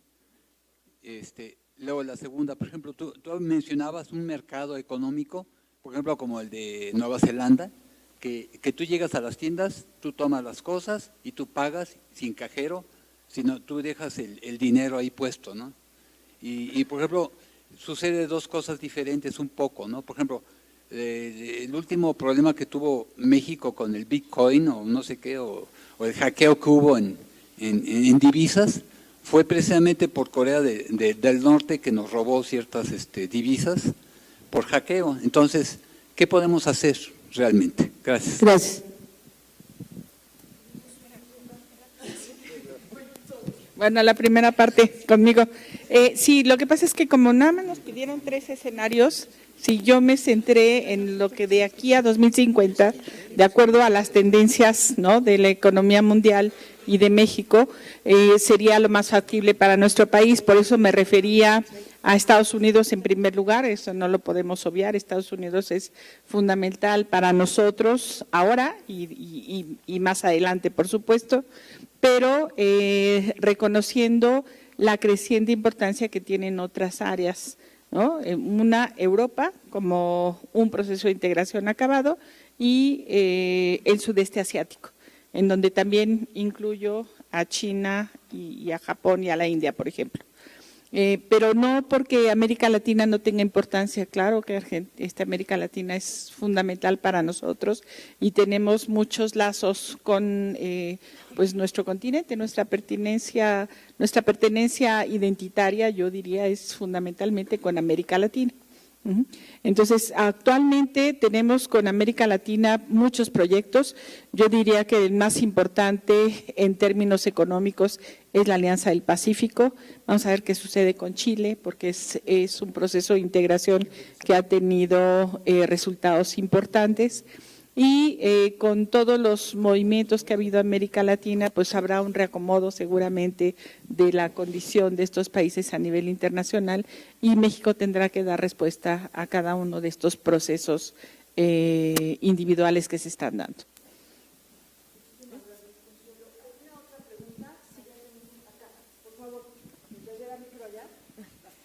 Bueno, gracias. Bueno. Buenas tardes, gracias pues como por la conversación que están haciendo. Con lo que están haciendo hemos hablado como de las tendencias que van a construir los escenarios del 2050, a lo que podemos llegar a nuestro futuro, ¿verdad? Y yo me cuestiono, y mi pregunta hacia ustedes es, ¿cuáles son esos micropasos o esas microacciones que nosotros, no solo como diseñadores, sino también como consumidores, que creamos la demanda, por lo cual nos dan una oferta a las empresas y el gobierno se empieza a mover? ¿Cuáles son los pequeños cambios que nosotros debemos de tomar para empezar a llegar a un futuro mejor, ¿no? Puede ser desde sus áreas o desde su vida, como cuáles son los consejos que tienen para darnos. Eso se antoja como para un backcasting, ¿no? ¿Quién va? Yo creo que la primera cosa es plantearse la idea de que el diseñador, sobre todo el industrial, desde su creación hasta ahora, ha cumplido muy bien la función encomendada por la sociedad, es decir, es un individuo que es funcional para esta sociedad. El problema es la sociedad, esta sociedad de consumo, esta sociedad del desperdicio. Yo creo que el primer micropaso, como tú le llamas, es eso, plantearse la posibilidad de dejar de producir para el desperdicio, de dejar de un lado la programación de la obsolescencia en cada objeto que producimos. Esa sería para mí la primera. No sé si alguien más tiene. ¿Alguna pregunta más, por favor? Allá, vas. Gracias. Buenas tardes. Muchas gracias por pues toda la información, es muy interesante. Y igual como en la universidad, que se plantea que pues estamos cambiando, ¿no? Entonces ya no es sostenible la universidad como la conocemos. Entonces, para 2050, ¿cómo o cuál sería el primer paso para mantenernos en el tiempo, para permanecer en el tiempo como universidad, para hacerla más sostenible y si la universidad se debe sostener en el tiempo? Qué interesante pregunta. Y yo lo primero que me surge es, ¿tú cómo quieres que sea? ¿No? Vas, por favor. Fíjate que he tenido la fortuna o el privilegio de participar en varios foros relacionados con el tema de la educación, al menos desde la ciencia y tecnología, y lo que se visualiza o lo que puedo destacar de varios de ellos se llama educación continua. Es decir, se visualiza de alguna manera una especie de contracción en el tiempo invertido en las universidades con esa información que les daba. Si la información dentro de unos años, que cuando tú inicias una carrera se va a volver obsoleta cuando tú estás terminando, entonces mejor formarte durante solamente 2 años para darte información básica, lanzarte al mundo o al área productiva y a los 2 años regresar y formarte otro año para que te actualices para los siguientes años. Entonces se convierte en un ciclo un tanto más de educación continua y es justamente una de las estrategias no solamente mexicanas sino global que se está procurando en términos de mantener esa actualización en virtud de los cambios tecnológicos. Yo me considero un mal gurú, a mí sí me tocó ver esos primeros teléfonos celulares y nunca se me ocurrió el Facebook, nunca se me ocurrió Google, nunca se me ocurrió muchas otras cosas que el día de hoy hubiera sido yo una persona bastante afortunada económicamente hablando, ya lo soy como persona, pero no económicamente hablando, y esa condición creo que es algo que va a prevalecer. la universidad lo tiene planteado desde hace mucho tiempo. La educación continua ha sido parte del proceso universitario, sin embargo, no era tan sensible porque los cambios tecnológicos, bueno, no solamente tecnológicos, sino también sociales y económicos que se daban de los propios modelos de la humanidad eran un tanto más lentos, pero el día de hoy que todo se mueve en una dinámica diferente, pues este proceso de actualización va a exigir una cercanía mayor con las universidades en general. ¿Alguien más quiere agregar algo? ¿No, Elisa? ¿Alguna otra pregunta por ahí, acá, de este lado? Muchas gracias. Bueno, creo que actualmente todavía no existe como tal una gran ventana abierta de parte del gobierno para hablar sobre un tema que para muchos se considera inminente, y es sobre la posible desaparición de la clase media. Una de las cosas que tiene que ver está relacionada con lo que comentaban hace un momento, de que ya no basta con solo tener un doctorado ni dos, a veces incluso con 3. Tiene también que ver con el enfoque que estamos dando actualmente en la educación. Que bueno, es muy parecido a la pregunta anterior, pero hacia otra dirección, debido a que hoy en día ahora sí que entra como en la sesión toda la tecnología que estamos desarrollando. Las computadoras han demostrado ser mejores que nosotros en las tareas que tienen mayores repercusiones económicas. Por ejemplo, actualmente, bueno, hace un par de meses yo desarrollé un sistema en la empresa donde trabajo que es de contabilidad. Cuando lo lanzamos ayer tuvimos que despedir a 200 contadores aproximadamente. Una sola persona, los conocimientos de una sola persona pudieron reemplazar el de 200. Y es porque los seres humanos, a diferencia de las computadoras, tenemos otras capacidades que son mejores. Pero actualmente el sistema educativo se ha estado esforzando en enseñarnos a hacer las cosas que las computadoras ya hacen, que es tomar un lote de datos, procesarlos y hacer algo con ellos, tareas repetitivas. Entonces, creo que actualmente la educación actual no está enfocada para que podamos aprender cosas que mezclen, bueno, que saquen lo mejor del ser humano. Tan solo nos estamos basando, bueno, en 2012 se lanzó apenas un cambio para la educación, con el gobierno de Peña Nieto, que al día de hoy todavía se sigue debatiendo. Incluso este sistema educativo que se planteó no cumple con las necesidades para los problemas que vamos a afrontar en el año 2050, por ejemplo. Ajá. Entonces, ¿cómo nosotros podemos exigirle al gobierno, o tal vez mediante otras formas, cómo podemos solucionar este problema que viene de la educación, que a fin de cuentas nosotros como ciudadanos tal vez no podemos tener una repercusión tan grande para hacer un cambio? Pero ¿cómo podemos atender esos problemas y sobre todo en el enfoque para la desaparición de la clase media? Súper, mil gracias.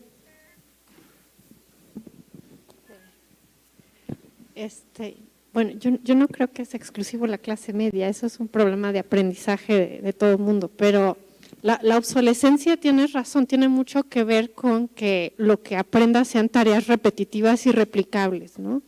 Pero mientras lo que aprendas no sea replicable y repetitivo, no tiene por qué ocurrir eso.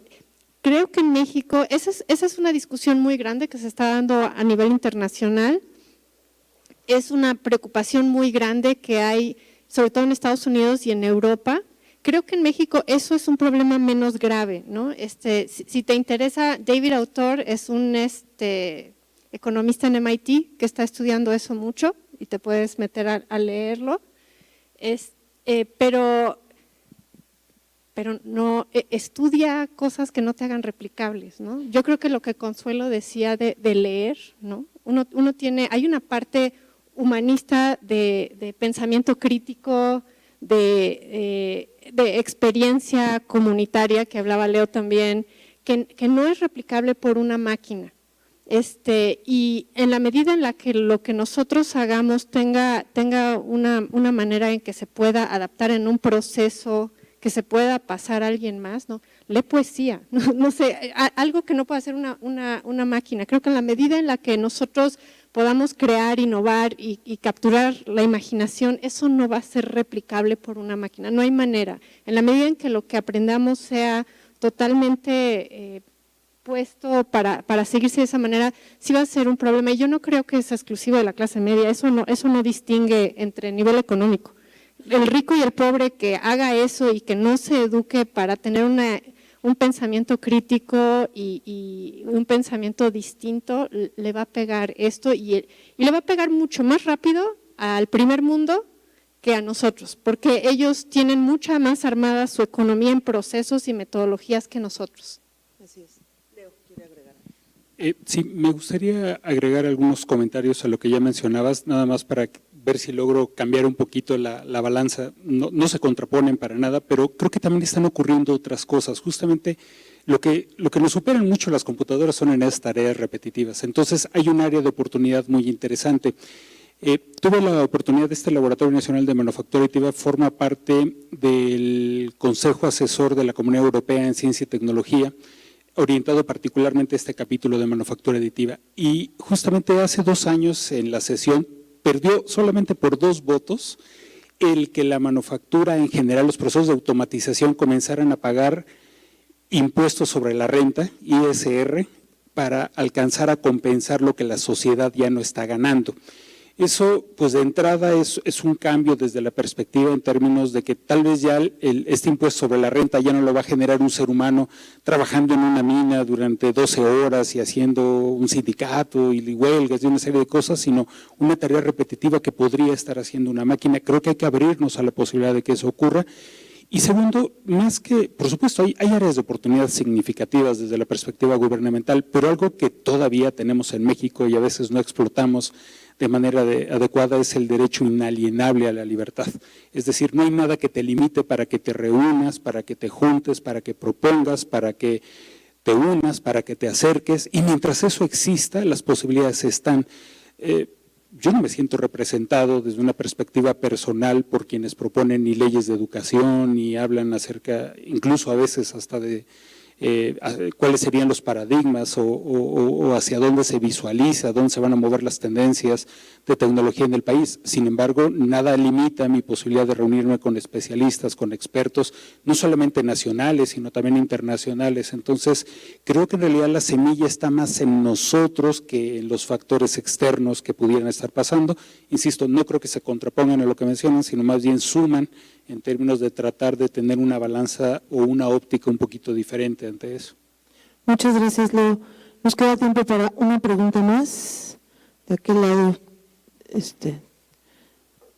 tenemos al candidato, al espontáneo, como decían en los toros. Bueno, primero que nada quiero darles las gracias por esto. Y bueno, Micro. ¿Ahí está chido? Ok. Más pegadito. Ok, ¿ahí? Bueno, yo tengo la pregunta de ¿cómo se verá afectado el diseño industrial si hablamos de reducir el consumo? Lo cual siento que generaría como una crisis para como tal la carrera y esta profesión. Tengo la duda de si esto haría que entonces se extinguiera de cierta forma o tendría que evolucionar a otra cosa. Y también si como volantazo, por así decirlo, no generaría una serie como de una avalancha que empieza a desarrollar quizá más problemas o sí soluciones, pero más en crítico. No sé si me di a entender muy bien. Sí, perfectamente, ¿sí? Pero yo no veo nada de excelencia aquí alrededor. Sí. Elisa. ¿Por qué va a generar, o sea, el proceso creativo y la innovación con el uso de materiales es lo que hace el diseño? Si es como, digo, desde mi óptica, ¿no? Y tal vez no te estoy entendiendo, pero nada dice que tú tienes que utilizar materiales nuevos constantemente. Tú puedes utilizar materiales usados o reciclados. Tú puedes, o sea, hay mucha manera en la que tú puedes diseñar que no quiere decir que tienes que estar necesariamente utilizando más y más y más insumos. Es repensarlo y cómo funcionaría, pues, imagínatelo, es tu tarea. Es tu tarea. Mi tarea es empezar, mi tarea como economista es pensar en que hayan incentivos para que la gente quiera adquirir esos productos reusables y que no estén los incentivos puestos para que la gente diga no, o sea, si tengo que comprar un suéter reciclado y cuesta 5,000 pesos, mejor me compro un suéter nuevo por 200 pesos y olvida qué bueno que ayudas al ¿no? Al Amazonas, pero yo no tengo 5,000 pesos para un suéter. Yo no sé, ¿no? Claro, justo ese es el área de oportunidad, ¿no? De ahí tenemos que pensar. Dos cosas muy rápidas. La tendencia del diseño, desde la perspectiva de ingeniería y con temor a ser abuchado, es que particularmente es un proceso estructurado de búsqueda de soluciones. Es decir, no es únicamente la creatividad, sino tiene mucho que ver con el cómo se llega a las soluciones. Y hay que entender que el diseño tiene que ver más con la planificación que con la producción. Es decir, tú puedes disminuir la producción y el valor que genera la propuesta de solución no pierde valor. Es decir, tu empleo no está comprometido, en pocas palabras. Lo segundo, hay tendencias particularmente orientadas hacia la modularización de las cosas, ¿no? Entre ellos hay muchos, incluso hay ejercicios comerciales hablando de cosas de electrónica de consumo, como le llaman los norteamericanos, pero particularmente smartphones, ¿no? Han tenido o se encuentran dentro de la tendencia de hacerse autómatas, es decir, todo integrado, pero el día de hoy hay compañías que están pensando los smartphones como elementos donde si lo que se vuelve obsoleta es tu cámara, la quitas, desechas la cámara y le colocas una nueva. Si tu problema es la batería, la remueves y la colocas. Si tu problema es que la pantalla ya no tiene resolución, tiras la pantalla y te quedas con esa parte. Ahí hay un área de oportunidad, solamente por colocar un ejemplo. Es decir, más que una preocupación debe de existir una visión, y la visión se fundamenta hacia dónde te visualizas tú, porque recuerda que tú eres muchos de los que están aquí del ayer, es decir, todo el mundo tuvo que plantearse a dónde quiere llegar. Entonces, está más bien las soluciones que logra identificar una generación, una comunidad, un individuo en términos de cómo visualiza el futuro. A mí me interesa que te vaya bien, porque vas a pagar gracias a tu impuesto sobre la renta mi pensión, entonces me interesa que te vaya muy bien. Así es de que en lo que se pueda contribuir, por supuesto que es importante, ¿no? Entonces, adelante, y más que preocuparse, hay que ocuparse, ¿sale? Claro, en un pensamiento alternativo de nuevas alternativas, ¿no? Yo pensaba en este momento de una página que es un nuevo buscador que se llama Ecosia. Y Ecosia, por usuarios, ¿qué tiene? Planta árboles. Lo primero que tú ves cada que entras a Ecosia es cuántos árboles han plantado, ¿no? Y ahí está la opción y funciona, ¿eh? Funciona igual que Google. Yo busco ahí y encuentro igual que Google.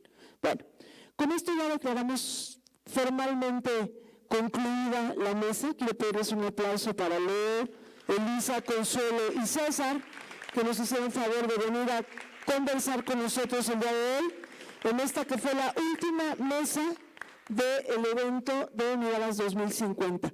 La palabra la tiene Miguel de Paz. Gracias. Pues agradecemos la participación de nuestros expertos en la mesa. Les vamos a dar, por parte del Centro de Investigaciones de Diseño Industrial, un reconocimiento por haber participado. Les agradecemos mucho, de verdad, el haber estado aquí, el habernos compartido todo esto que creo que para la gran mayoría nos fue muy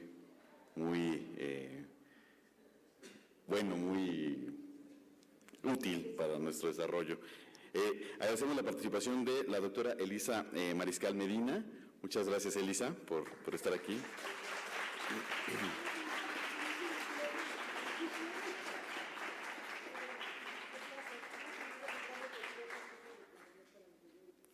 A la maestra María del Consuelo Dávila Pérez. Muchas gracias, Consuelo.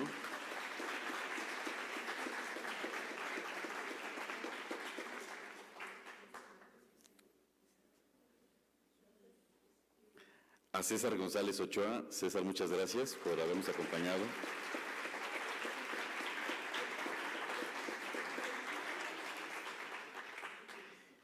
Y a Leo Ruiz, a Leopoldo Ruiz Huerta. Muchas gracias, Leo. Muy amables por haber aceptado la invitación. A todos, muchas gracias, de verdad. Muy amables, y esperamos pronto volver a tenerlos por acá en áreas de diseño, platicándonos de su área, que eso es importante. Muchas gracias. Es momento ya por último de activar por última vez la nube. Está ya abierta en este momento la plataforma Nube 2050, y bueno, pues a ver si nos pueden decir qué tendencias de las discutidas en la mesa, cuáles les afectan y cuáles les benefician, para poder tener nosotros información respecto a las tendencias en el último taller de futuros. Bueno, con esto estamos cerrando el evento en la parte de conferencias y mesas. Falta el último taller, el taller 5, en el área de investigación del CIDI. Yo en lo personal quiero agradecer a todos su participación, el haber estado aquí con nosotros, a todas las áreas que me ayudaron, a todas las personas involucradas en el proyecto, de verdad, muchas gracias. Con esto concluimos una de la celebración académica de los 50 años de la carrera de diseño industrial aquí en la UNAM. A todos los alumnos, a todos los profesores, muchas gracias por el interés, muchas gracias por la participación. Y bueno, cedo la palabra ahora a Adolfo Gutiérrez Nieto, el coordinador general del CIDI, que nos regalará palabras como de tipo clausura del evento. Entonces, gracias a todos.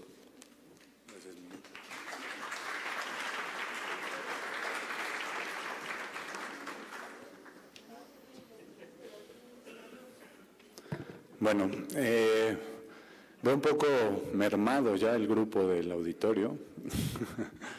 Evidentemente fue cansada esta jornada, pero bueno, no queda más que agradecer y viene un ratito de aplausos para todos, pero yo quiero platicarles por qué estamos aquí, de dónde salió esta idea. Todo este planteamiento de hacer esta semana surgió exactamente hace un año, mientras Miguel de Paz y yo volvíamos de un viaje que tuvimos el gran privilegio de hacer a China, en donde básicamente lo que vimos fue escuchar, bueno, fuimos a presentar también nuestra postura como Centro de Investigación de Diseño Industrial, pero nos tocó escuchar a muchas escuelas de diseño de todo el mundo, en donde el planteamiento de la conferencia mundial era el futuro incierto de la educación del diseño y las artes. Ese era el título de la conferencia a la que estaba invitando la ciudad de Beijing, en China. Para no contarles toda la historia, lo que podemos concluir de lo que escuchamos en esa conferencia fue que todas las escuelas de diseño están en crisis, ¿no? El resumen fue, hay una crisis generalizada, nadie tiene muy claro qué va a pasar, nadie tiene muy claro para dónde sigue esto, y definitivamente todos coincidieron en dos cosas: el aula y la forma de estar transmitiendo el conocimiento ya es obsoleto. La pregunta es entonces, ¿qué sigue? ¿No? ¿Qué hacemos respecto a eso? Ahí fue donde empezamos a darle vueltas al tema y bueno, pues decidimos plantear, ¿no?, un evento en el que, para empezar y antes de querer decidir qué hacer, teníamos que escuchar lo que estaba pasando. Esa es la razón por la que no invitamos a ningún diseñador a este foro, ¿no? No queríamos escucharnos a nosotros mismos diciéndonos todo lo que hacemos bien o todo lo que hacemos mal, porque al final el diseño industrial, y me parece que eso sí es una diferencia respecto a todas las otras disciplinas, es que el diseño industrial primero tiene que escuchar. Una vez que escuchó y entendió el problema, entonces puede actuar.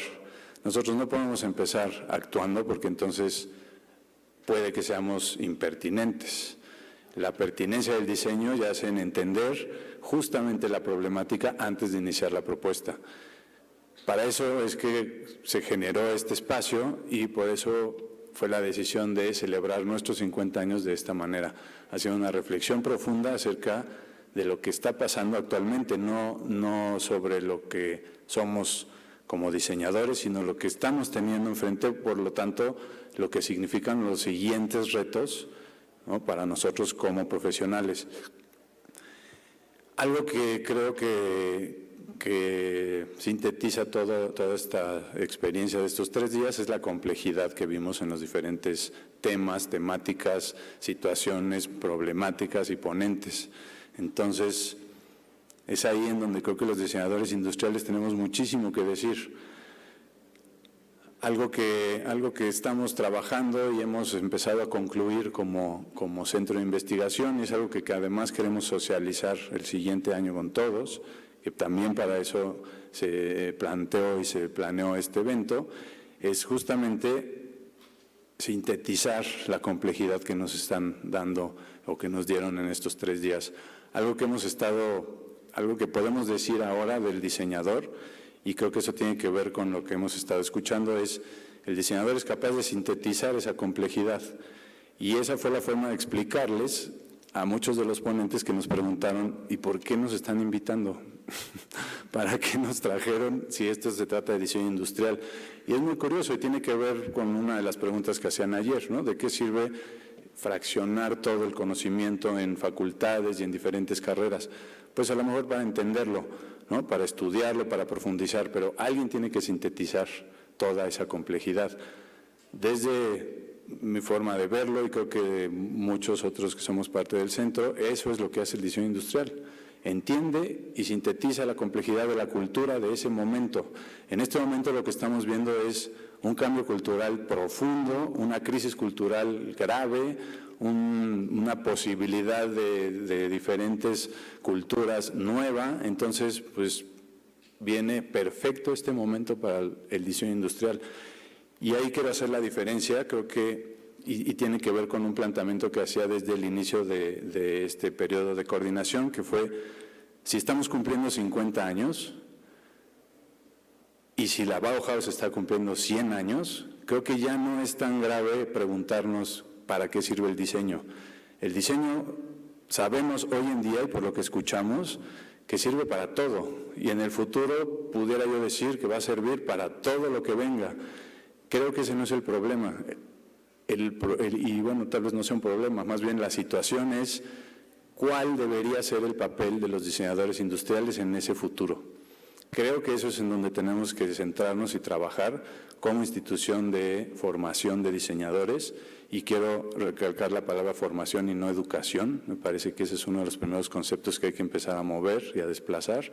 Entonces, para mí esa sería una de las principales finalidades de este evento, y creo que ahora estas miradas al 2050 se convierten para nosotros en un reto hacia el 2050. Yo quisiera que esto concluyera como un nuevo paradigma y una nueva serie de retos que estamos viendo enfrente, y que definitivamente, pues como comunidad universitaria nacional de México, nos toca abordar y tomar en las manos. Algunos ya estamos en esa posición de ejercer acciones directamente sobre la sociedad, algunos otros, y hablando específicamente de los estudiantes, están por iniciar esa etapa. Entonces, creo que ahí es en donde está realmente la preocupación de asumir la responsabilidad de cumplir 50 años como Escuela de Diseño Industrial. Y bueno, para todo esto, que pues personalmente estoy muy sorprendido con los resultados. Sabíamos que iba a ser algo interesante, pero pues creo que, al menos lo voy a decir por mí, sobrepasó mis expectativas este evento. Pues no queda más que hacer un agradecimiento a todos los que hicieron posible esto. No fue nada fácil. Llevamos pues prácticamente un año planeando esto, y fuimos más de 100 personas las que tuvimos que involucrarnos para que esto pudiera ser posible. Entonces, les voy a pedir una disculpa por no leer todos los nombres, pero voy a ir mencionando solamente a los equipos que hicieron esto posible, empezando por agradecer a la Secretaría de Desarrollo Institucional, ¿no?, de la UNAM, que nos dio todo un apoyo tanto pues técnico como monetario incluso para realizar esto. La Facultad de Arquitectura, que en todo momento nos apoyó, aunque al principio, no sé si algunos de ustedes lo escucharon en los otros días, pero al principio el director de la facultad realmente creía que nos habíamos vuelto locos y nos preguntaba por qué no estábamos invitando diseñadores, que qué era esto, ¿no? Hoy en día, él mismo lo dijo, le queda claro por qué, entiende hacia dónde vamos y nos sigue apoyando, cosa que pues debemos de agradecer. Quiero hacer un atento agradecimiento, ¿no?, a todos los equipos, el equipo de planeación, ¿no?, que hizo todo esto posible, y quisiera darle un aplauso a los que estén aquí todavía de ese equipo. Sí, hubo también todo un equipo técnico detrás de esto, ¿no? Ustedes ya los han visto trabajar y estar todo el tiempo aquí. Al equipo administrativo del CIDI, que también hizo posible esto. No saben la cantidad de trámites administrativos que implica un evento como este. A todo el equipo de embajadores que nos ayudó en la recepción y en la atención de toda la gente, gracias, muchas gracias. Al equipo de staff, invaluable su apoyo y su participación y su compromiso, gracias staff, de verdad, muchas gracias. Al equipo de moderadores también, muchísimas gracias por estar aquí con nosotros. Al equipo de talleristas, los que ya tuvieron la oportunidad de tomar talleres, pues también fue todo un esfuerzo planear y hacer esos talleres, al posgrado de diseño industrial que amablemente y con mucho entusiasmo aceptó nuestra invitación y nos ha apoyado en todo, también muchas gracias al posgrado, al equipo de difusión y diseño gráfico del CIDI, de la Facultad de Arquitectura y de la Facultad de Artes y Diseño, también muchísimas gracias. Al equipo de Cultura de Paz, que en paralelo ha ido haciendo todo un registro y toda una serie de entrevistas respecto a los resultados que ha habido, también muchas gracias. Al equipo de coordinación de todo esto también le quiero agradecer, y aquí sí me voy a detener un momento y les voy a pedir a todos un aplauso y un reconocimiento, y eso lo quiero hacer personalmente, por todo el trabajo, toda la organización y todo el esfuerzo incansable de Miguel de Paz, de verdad, muchas gracias, Miguel. Excelente logro, increíble trabajo, Miguel, de verdad, gracias. Y bueno, creo que este aplauso es para todos, a todo el CIDI, a todo el público asistente. Muchas gracias por estar aquí, creo que esto fue realmente un éxito. Gracias. México, Pumas, Universidad, Goya, Goya, cachún, cachún, ra, cachún, cachún, ra, Goya, Universidad. Gracias.